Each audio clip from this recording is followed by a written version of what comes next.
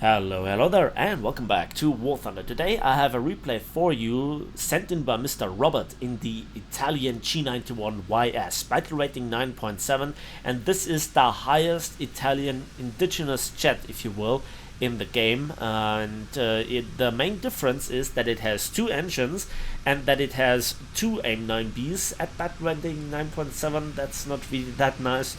But it also has swapped the 50 cals for two 30mm DEFA 5.52 cannons with 250 rounds of ammunition. So they hit hard, but you don't have that much ammo. On the other hand, this plane is rather small, and if you handle it very well, then it's also surprisingly maneuverable. And it's also looking pretty good. And also the camouflage is something that I like. Now I have to actually ask you for a favor, guys. Let me know in the comment section if you found the audio to be improved over the last few videos. I rearranged my setup. I figured out something might be the cause of a little bit of the background buzzing, and so let me know if this works. Now I could check with the raw recording. I could check with the rendered video, but you know, it also goes through a rendering process or a process on YouTube itself, and this is what then you get. So, you know, this is something that I cannot check before really releasing it.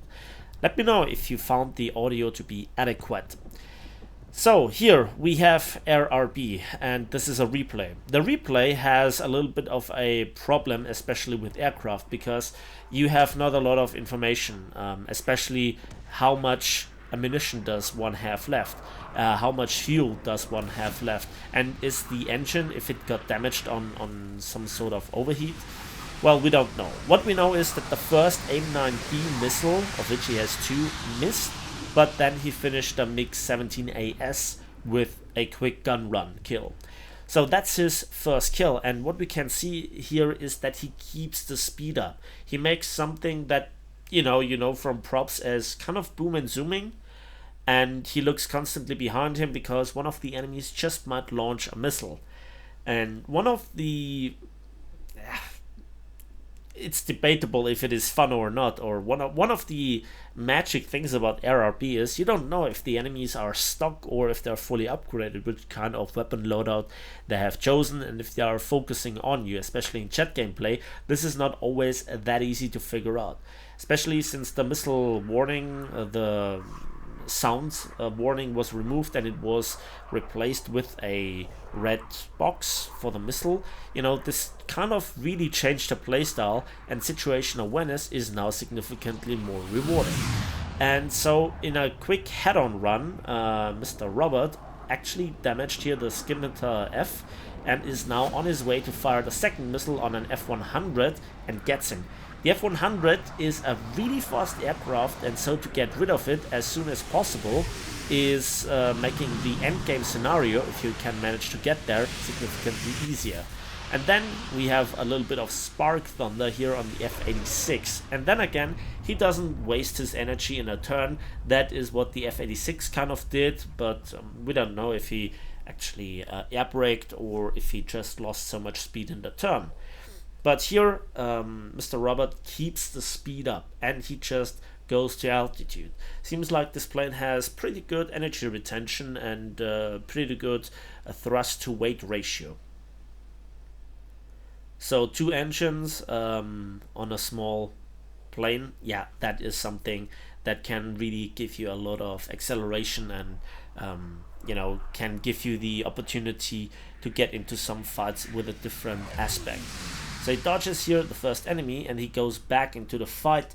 He already has 2 kills now, and let's see how many more that he can do. So he fired all his 2 missiles, and that was a little bit of a waste of ammunition on the MiG-17, but you know, whatever. If you don't shoot, you can't hit anything in the first place.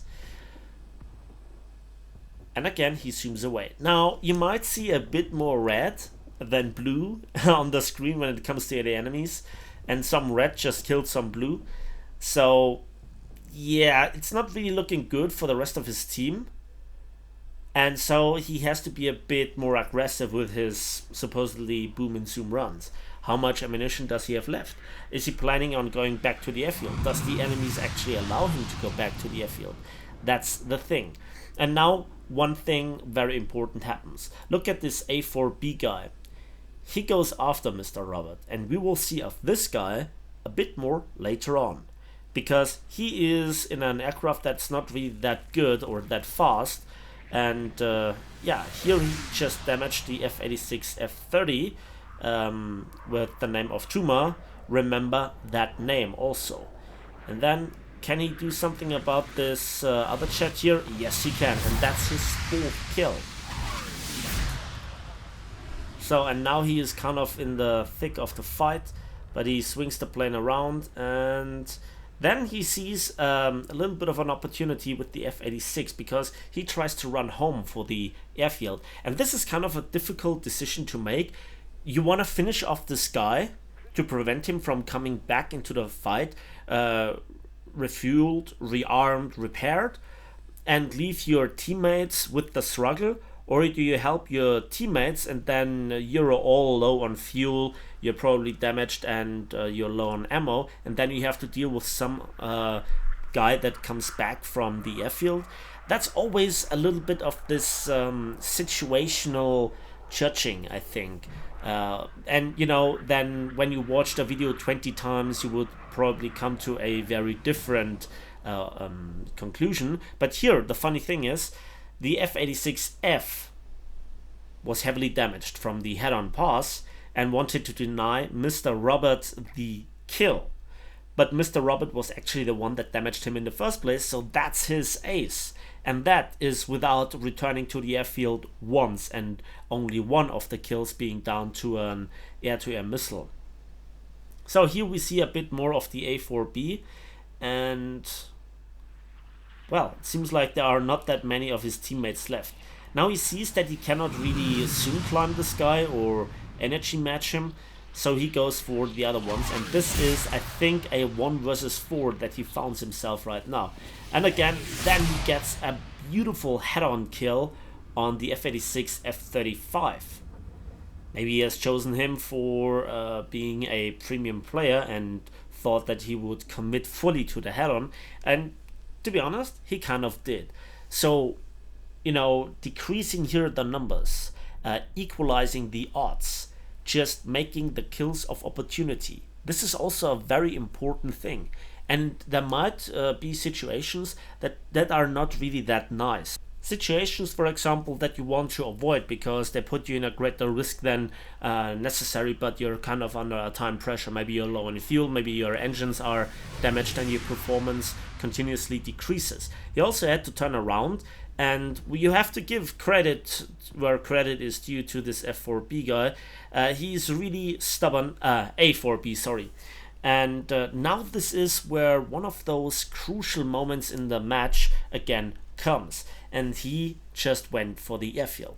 Now look at the timer. It's now 9 minutes into the match, so obviously Mr.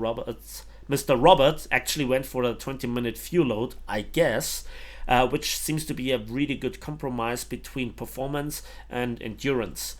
So the MiG-17 is going for the airfield. We can see that Mr. Robert is actually gaining on him, and I guess also the second player is RTB. So maybe you get here 2 kills. Now it's a 1 versus 3. He has to get down the numbers. He has to raise the odds. And again, the A4B is doing the smart thing. He's actually climbing.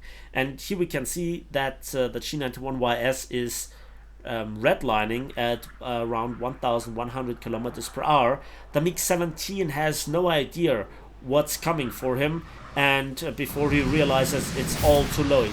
And then there is a German G.91 on the runway, and yeah, he spent here way too much ammunition on a stationary target, but he kind of had to make sure. And yeah, he took here slight damage by the enemy AA, which, you know, is for all intents and purposes still Second World War stuff. And he does a fake attack on the A4B, and now he wants to get the hell out of here. With the smoke trail, we can see that he has taken damage, and from a 1 versus 4, that is the stuff that I can at least tell you that it was at one point a 1 versus 4. It might also have been a 1 versus 5. He got to a 1 versus 1. But now it seems like his engine is slightly damaged. I think the left one is slightly yellow if you look at the paper model. And he has to return to the airfield. But if he just went for the airfield strafe and got 8 kills in total, he has to carry his team. So now he is going for it. He has to run. And yeah, the A4B is now obviously climbing, and he knows that he has to play the long game, and he's actually slightly catching up. So this is kind of the last chance where Mr. Robot can turn and also kind of dodge the attack run. I also have no idea about the status of the A4B. Is he stuck? Is he out of ammunition? Does he have his engines overheated yet? And is he redlining? Is he stock? Is he fully upgraded? I don't know.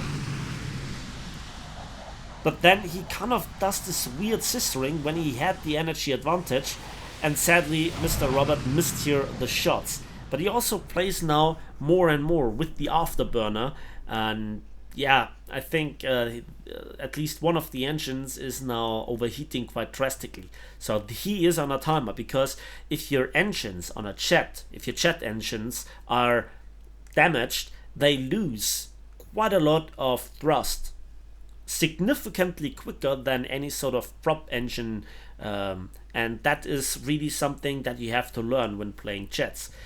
He's smoking. I don't know how much fuel the afterburner draws, and how much that cut the time short. Maybe he has even gone for the 30 minutes fuel load. I don't know. There was nothing in the email that he sent me.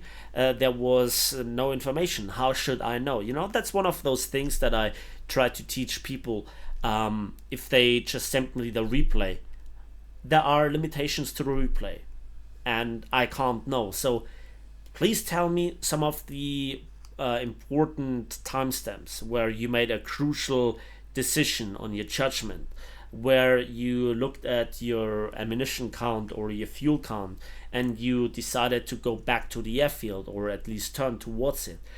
This is something that I need to know to judge how your gameplay really was. For Mr. Robert, the fact is clear. You don't do 8 kills every day in RRB, especially in jets. Even if you're in a good jet and you have amazing missiles, or at least lots of them, and the enemies just come towards him. No, I think that Mr. Robert kind of fought for every single one of them. He set up the enemies, he chose wisely who to engage and how, and now he's on his last legs. He's damaged slightly. He's definitely losing performance on the engines. He definitely has no air-to-air missiles again. He is either very low or even out of ammunition, and now he tries to bait this guy into the AA. But what else can he do? He doesn't have the performance anymore. He wants to carry his team. It's a 1 versus 1. He is one of 3 guys on the entirety of his team that had some kills, and he got 8 of them. So can you really blame him? He has to now really play around the flag, and that's just the War Thunder realistic battle gameplay for you. You like it or you hate it, but you cannot judge Mr. Roberts for his action here. So again, he's observing him and he's staying low. Now with staying low and turning under the enemy, you can deny him the attack runs, because he has to stay a little bit out of the AA's range, or effective range, which is, very much on the ground. And also he cannot properly boom and zoom you because there is the ground. So the maneuvers that he does are both baiting and safe. And here he comes, and he tries to dodge. He still catches some bullets, but so did the A4B. And as much patience as this guy proved to have, at some point he lost it. And this is how this guy kind of lost. Or Mr. Roberts carried it. you be the judge. And that was an amazing gameplay, and this is one of the best chat gameplays that I ever saw. So thank you, Mr. Robert, for sending it in, and also not just a replay, the actual replay file, but also a post-battle results screenshot. And one hell of an epic award, 142,000 silver lines and nearly 17,000 RP. I have no idea if boosters were used here, but look at the amount of awards. Hero of the Sky, Survivor and Last Man Standing. The achievements overall add up to 25,000 silver lines, and this is with a premium account. So yeah, very well done, Mr. Robert. I hope we never meet each other in the skies of War Thunder, but there is one thing that I also wanted to show you. Look at this. If you count the kills together, then of the enemy team, 2 must have crashed without giving the kills to any of Mr. Robert's teammates or himself, and also 3 of Mr. Robert's teammates must have crashed without giving the kill to any one of the opposing team. You know, this is the state of high tier chat RP. People still crash and nobody gets the kill for them. And this is kind of a deathmatch scenario. What this does is it forces repair costs on people still because they kind of died. But on the other hand, nobody gets RP and silver lines on the enemy team. Yeah, if you can't take an economical choke, just like with stock APFSD as a removal, then you really shouldn't play War Thunder. And on that bombshell, that's it for me today. Again, let me know in the comment section what you think about this match and also about the audio quality in this video. And yeah, please give this video a like if it did, subscribe if you want to see more, and we'll see each other on the waves, on the battlefields, and in the skies of War Thunder.